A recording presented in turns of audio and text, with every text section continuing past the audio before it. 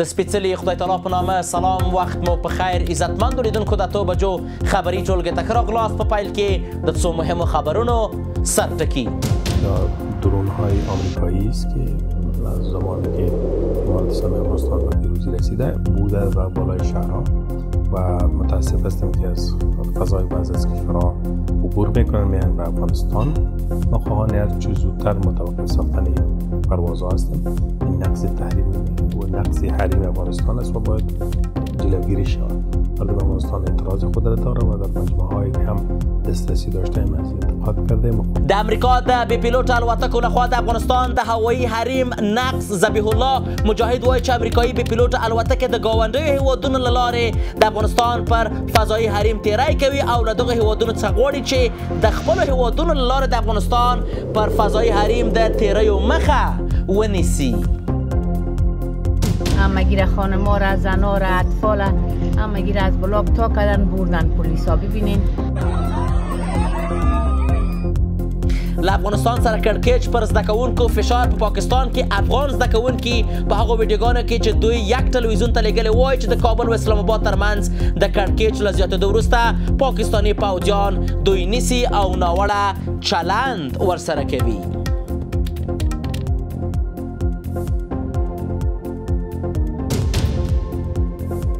او د ازبکستان و افغانستان ترمنځ تړون. د دې تړون پر بنسټ افغان میوې او سبزیجات به د دې لارې د ازبکستان، مرکزي آسیا، جنوبي آسیا او اروپایي هیوادونو کورنیو بازارونو ته دریشي. بشپړ خبرونه زه یوسف خان لالی یم. د اسلامي امارت ویاند ذبیح الله مجاهد وایي د دوی د معلوماتو له مخې د امریکا بې پیلوټ الوتکې د ځینې هیوادونو له فضایي حریم څخه په تېرېدو سره افغانستان ته ننوځي. مجاهد دغه کار د افغانستان د حریم سرغړونه بللې او ټینګار کړی چې اسلامي امارت د دې ډول پروازونو د ژر تر ژره درېدو غوښتنه کوي. نوموړي ویلي چې له اړوندو هیوادونو او لوري غواړي د داسې الوتنو د ترسره کېدو مخه ونیسي او د افغانستان د فضایي حریم د احترام په برخه کې عملی ګامونه پورته کړي. اسلامي امارت زیاتوي چې د نور هیوادونو له فضا افغانستان ته د بهرنیو ډرونونو ورتګ د اندېښنې وړ دی او باید د سیمه ییزو اړیکو د ښه والي لپاره یې مخنیوی وشي. روی پرنسیپ و اصول مردم افغانستان که برای خود از ذهن خود داره اجازه نمیتن نیروهای بیرونی در افغانستان حتی یک وجب خاک را در کنترل داشته باشه. د اسلامي امارت ویان ذبیح الله مجاهد وایي د دوی د معلوماتو له مخې د امریکې بې پیلوټې الوتکې د ځینو هیوادونو له فضایي حریم څخه په تېرېدو سره افغانستان ته ننوځي. مجاهد دغه کار د افغانستان د حریم سرغړونه بللې او ټینګار یې کړی چې اسلامي امارت د دې ډول پروازونو د ژر تر ژره درېدو غوښتنه کوي. بله ما دقیقا معلومات داریم پیامدهای یا درون‌های آمریکایی است که از زمانی که امارات اسلامی افغانستان به پیروزی رسیده بوده و بالای شهرها و متاسف هستیم که از فضای بعضی از کشورها عبور میکنن میان به افغانستان. ما خواهان هر چه زودتر متوقف ساختن این پروازها هستیم. این نقض تحریم و نقض حریم افغانستان است و باید جلوگیری شود. مردم افغانستان اعتراض خود را داره و در مجمع‌هایی که هم دسترسی داشتیم از انتقاد کردیم و خواهان آن شده که زود متوقف شد.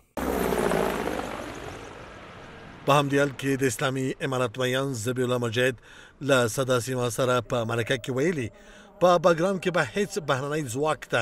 د حضور اجازه ورنه کړل شي. نوموړي ټینګار کړی چې د افغانستان خاورې امنیتي چارې د افغان ځواکونو تر بشپړ واک او مدیریت لاندې دي او هیڅ چا ته به د لاسوهنې فرصت ورنه کړل شي. روی پرنسیپ و اصول مردم افغانستان که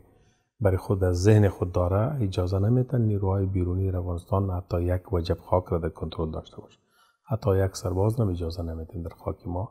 حضور داشته باشه. این اگر خدای نکرده اشغال کردن و فشار آمدن 20 سال قبل هم بودن، قبلا اتحاد شوروی هم بود، انگلیسی ها هم بودن،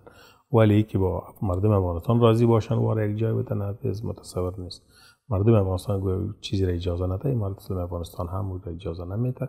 و بگرام جز از خاک ماست و مطمئنا گفته میتونم که مورد استفاده خود مردم افغانستان قرار میده. نوموړي ویلي تحریک طالبان پاکستان یوازې د پاکستان داخلي مسئله ده او د افغانستان له خاورې هیڅ هیواد ته ګواښ نه دی پیښ. نوموړي ټینګار کړی چې افغانستان د نورو هیوادونو په داخلي شخړو کې لاس نه لري او هیڅوک به د افغان خاورې د بهرنیو اهداف لپاره ونه کاروي. پاکستان همیشه د خپل مخالفین چې د سره څوک په جنگ کې واقع وي مختلف تهمتونو باندې تورایی. ما مطمئنا گفتم میتونیم TTP را اجازه در خاک افغانستان نمیتیم که از اینجا وجود داشته باشه و از اینجا تهدیدات را ایجاد بکنه. به طرف پاکستانی در مذاکرات هم مطرح بوده و باز هم تکرار میکنیم که اجازه نمیتیم خاک افغانستان علیه پاکستان استفاده شه. بدون شک ما همکار هستیم در راه حل. باید هم راه حل پیدا شه و به این معنا که خاک افغانستان کنترل است و تحت مدیریت قرار داره، ولی در امتداد خط دیورند تنها ما مسئولیت نداریم. اون طرف خط باید خود نیروهای نظامی پاکستان و نیروهای امنیتیشان متوجه تهدیدات باشند، چون اکنون که بعضی از عملیات انجام میشه هم منابع عملیاتی و هم مدیریت عملیات و هم اجرای عملیات در خاک پاکستان است. باید اونجا کنترل بکنند و ملامتی ناکامی‌های خود را بالای افغانستان نه. دا په داسې حال کې چې په دې وروستیو کې د افغانستان او پاکستان ترمنځ اړیکې ترنګړې شوې دي او که څه هم د دغو ستونزو د حل لپاره څو ځلې خبرې اترې شوي، خو لا یې کومه پایله نه ده ترلاسه شوې. پر همدې موضوع د بحث لپاره په ژوندۍ بڼه راسره وصل دی په لندن کې د کډوالو چارو وکیل ښاغلی عزیز مارچ صاحب. مارچ صاحب سړی مشې وخت د بخیر، خپرونې ته هم په خیر راغلی. مارچ صاحب لکه څنګه چې ښاغلي مجاهد ویلي، تاسو فکر کوئ دغه کوم هیوادونه دي چې په ټوله کې امریکا ته خپل فضایي حریم ورکوي تر څو د دوی ډرونونه راشي او دلته د افغانستان هوایي حریم نقص کړي؟ مننه. لومړی جناب لالی صاحب تاسو ته تحقیقي همکاران تلیدونکو اورېدونکو سلامونه احترامات. وعلیکم سلام. ګورئ مجاهد صاحب داسې مشخص نوم نه اخلي او دا حقیقت هم ده او ښه خبره هم ده چې باید مشخص یو هېواد موږ ملامت نه کړو. کنې ټول ذهنیت دې ته فکر کوي چې پاکستان ځکه پاکستان خو لاسپوڅی یا جوړ شوی د غربي هېوادو د اهداف مقاصد لپاره یا هغوی جوړ کړی ده د مقاصد لپاره. اما دلته موږ د 50 کاله ګورو چې تنها پاکستان په افغانستان کې مداخله نه ده کړې. ایران هم په ډېر بېرحمانه ډول باندې مداخلې کړي، که هغه افغانه جوړه کړې پاکستان داعشګانه جوړه کړې. هغوی هم راغله جنګ و جګړې ته. ایران له خوا چې خلک راغله ډېر یو فجیع حالت ته جوړ کړ. سارو باندې میخونه ولو، د خپلو خویندو ټیپرې کول، د خپل مور باندې رقص مرده کول، دا شیان ډېر زیات وو. خو په هر صورت تاجکستان هم به هغه پاتې نه و. دا کلاب مثلا ورته وایي، دا خو جبالدین ته وسپې راتللو، جیفان موټر تلګ راتګ و. په هر صورت من یعنې مداخلې زیاتې. چین هم د خپل اهداف مقاصد اقتصادي لپاره یو ډول نه یو ډول مشکلات جوړول. یوازینی دوه هېواده چې لږ ارام پاتې و هغه نو ترکمنستان و چې ډېر زیات لاسونې و، بعضې هغې نه کوله. ګر چې ازبکستان حمایت کاوه د بعضو ازبک تبارو، مګر بیا هم داسې مداخلې دا ډول نه ده کړې چې یو ضرر ورسېږي. نو بنا دغه دوه هېواد موږ استثنا کوی په خپلو ګاونډیانو کې. او دې ته چې اوس مسله د حریم ده، حریم که فضایي یا که ځمکنی، یې د نقضول د ټولو نړیوالو اصولو خلاف ده. په نړۍ کې چې کله معمولا له 1448 کال را دې خواته چې سوفالي قراردادونه لاسلیک شول او دلته دغه صلیبي جګړې له منځه لاړل دي. دغه بڼه د نړۍ سیاسي حالت ته لاړله. یعنې پخوا هم سیاسي خو وه په نورو شکلو، سنتي شکل. یعنې مثلا که تمدن ته موږ لاړ شو، خو د فرعونیان له وخت څخه راواخلو دنیا کې تمدنونه راغلي وو منځته. یا مثلا د نمرود د ابراهیم خلیل له وخته تغییرات په دنیا کې په بله بڼه راغلي. یا نو 2300 مخ کاله چې تاسو فیثاغورس نه راواته راستو، افلاطون دې پورې بیا دلته بیا نو اصل تکنالوژي و فلسفه و تخنیک یا هیپوکرات طبابت منځته راغلی. خو دغه سیاسي اړیکې له هېوادو سره ډیپلوماتیک سیستم باندې نه هغه لښکر، نه هغه مخبر دیګل، نه هغه بل هېواد په ډول اشغالول ولته لاسپوڅی کېنول. دغه شی بیا په دې وخت نه راغله، خصوصا بیا 1989 کال نه کله چې انقلاب د صنعتي د فرانسې اوس د لوی چاډه په وخت کې تصرف د باستیلو دا مطرح شوی. دغه جینه وروسته مطلقاً په د هر قانون مقررات جوړه شوې، کوم اعلامیه شوې، کوم پروتوکول شوی ده، کوم منشور و میثاق جوړ شوی ده. په دې کې دا ذکر شوی چې د بل مملکت حریم ته باید احترام وسی او نقص نسی خاوره بشپړتیا ته او حاکمیت ته باید احترام متقابل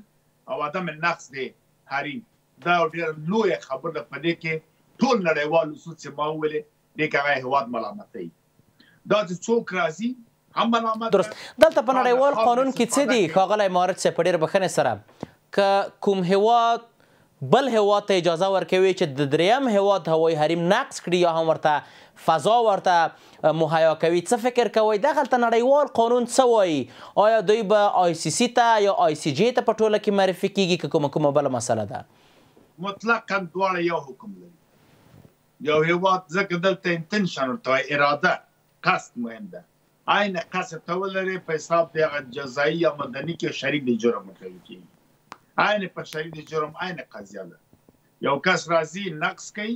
دغه ته سهولت جوړی یا اجازه ورکړي تا له خاوره دي او که هغه دا ثبوت کړي چې هغه په زور تا له خاورې تېر سوی او تا خپل ریاکشن یا مثلا عکس العمل کړی او زور نه رسېده دا به بل استثنا مثلا بیا دواړه هېوادونه وایي دغه هېوادونه کوم دي مهارت صاحب ګوره دلته اوس ګوره کېدای شي غربي نړۍ امریکا او ناتو دوی غواړي دغه سیمه کنټرول کړي بله د بلګې په توګه راځي مثلا پاس بیم 52 یا نور الوتکې یا بې پیلوټ الوتکې بله دا سیمه غواړي کنټرول کړي دا کېدای شي ایران لخوا راسي ایران پیسې ورکړي آیا فکر کوئ چې ایران به اجازه ورکړي چې د امریکا الوتکې بې پیلوټه تېرې شي بالکل د پیسو په مقابل کې هر څه دا هېوادونه کوي ولې پاکستان نه پاکستان خو کوي یعنی مثال دا د پاکستان خپل لاسپوڅه دغه نه آزاد سي ورازي دا خو یو حقیقت ده ماره موږ تمام باید ټول فکر پاکستان ته نه کوو موږ باندې ګوره دغه یو وخت دونباس اډې ناتو ته په مرکزي اسیا هېوادونه یې ورکړی یا مثلا ترکمنستان په معامله کې دغه سوال زه غواړم وکړم مهارت صاحب امکانات دې ولري چې دغه هېوادونه د ترکمنستان ازبکستان یا د منځنۍ اسیا هېوادونه یي بالکل دلته دوه جهته ما ویل دوه جهته دي یو اقتصادي د پیسې خپل دوم دی غواړي په دې کنټرول کې ځان شریک کړي په دغه منځ کې دوی تعدیل مثلا خصوصا ایران ډېر ډارېږي چې دوی که امریکا او غرب اسرائیل غواړي یو مشکل جوړ کړي بې ثباته یې کړي دا یو ډله نه راباسي دنه ګوره نتنیاهو پرون په تلویزیون کې ویل چې موږ 12 ورځنی جنګ کړی وم د ایران بسته سقوطول د موږ هدف نه و ګرچې وایي جز دغه و سقوطول د رژیم په ایرانیان وړل لري ایران خلک دنه به راپورته سي معنا دا ده چې ایران په دې پوهېږي چې یو ډله افراطي شاید د ما ملک ته راننوځي د بلوچستان او پاکستان له خوا یا افغانستان هم دوی لري هم ترکمنستان لري هم آذربایجان ډارېږي هم له دې خوا نه عراق او ترکیې له خوا نه که راننوته دا ډله دلته بې ثباتي کوي ځکه شرایط مساعد د اخوندانو دښمنان ډېر دي د دوی د ظلمونو د شهزاده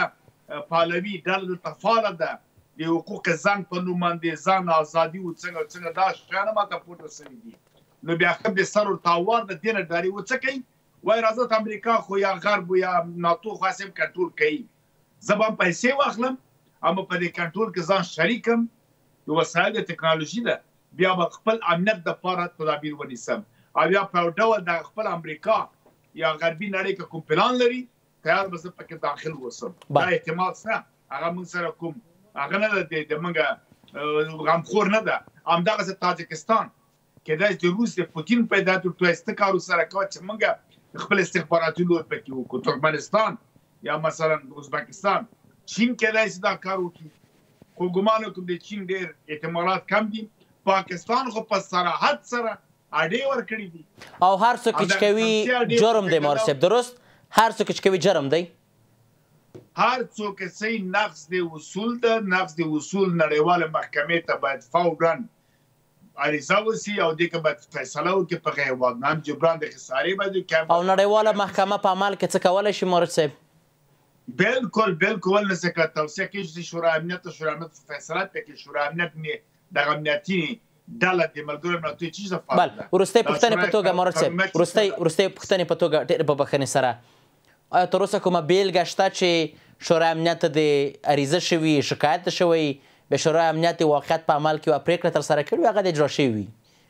بالکل په اکثر افریقایي هېوادو کې د وینزویلا کې یو وخت کې وسوله ډېر پخوا وختونه همدغسې ایران یو وخت کې د امریکا درخواست کړی و چې داسې الوتکې راځي ثبوت د شواهدو کې بند پاتې دا هیوادو واړو هیوادو کې کېږي بل شورا امنیت فیصله کوي د امنیت ډلر نوځي او د سولې د امنیت لپاره د بحران د جنگ تهدید د نړۍ د نیولو لپاره دا خو اصول دي په منشور کې راغلي قومت شورا اوس یو مملکت کې دولت سقوط کې انارشیزم ګډوډي راځي قومت شورا راځي فورا امنیت نه څرګند تر سم جوړیږي ظلم زیاته ونسي او ډلر رانسي مملکت کې نوځي نو ټول خلک قتل عام کوي آیا په دې کې بیا د امنیت شورا او قومت شورا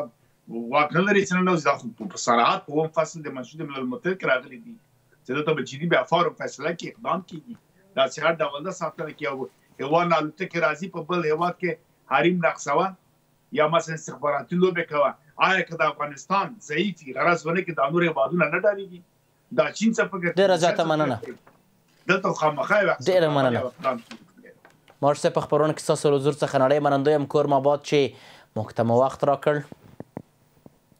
عزتمند لیدونکو د 8 بجو خبري ټولګه پر همدې ځای پای ته ورسېده تر بیا کتو په الله پاک مسپارم هیچاره